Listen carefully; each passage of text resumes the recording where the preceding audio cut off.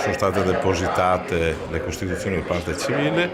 però viene rinviato al 19/12/2017,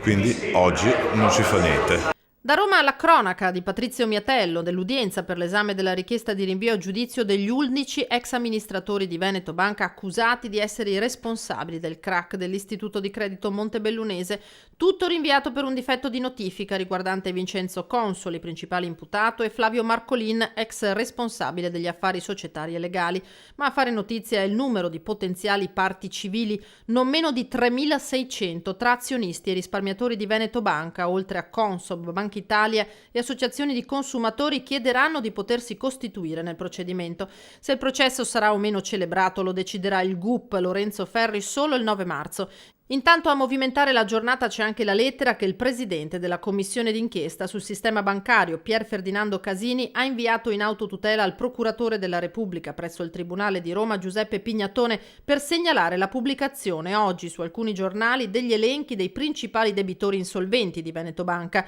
Elenchi custoditi negli archivi della commissione stessa con la classificazione di riservatezza, tra loro colossi alberghieri e alimentari, ma anche ex calciatori, a cui sono stati concessi, senza poi farli rientrare, circa 4 miliardi di euro. Quanto ai piccoli risparmiatori, il presidente del coordinamento Don Torta, Andrea Arman, ha chiesto all'amministratore delegato del gruppo Intesa San Paolo, Carlo Messina, di prevedere dei momenti di incontro con associazioni e risparmiatori per spiegare le modalità di trasferimento dei contratti sia attivi che passivi e le effettive condizioni praticate dalla banca ai risparmiatori, terreno sul quale finora non ci sono stati ancora accordi.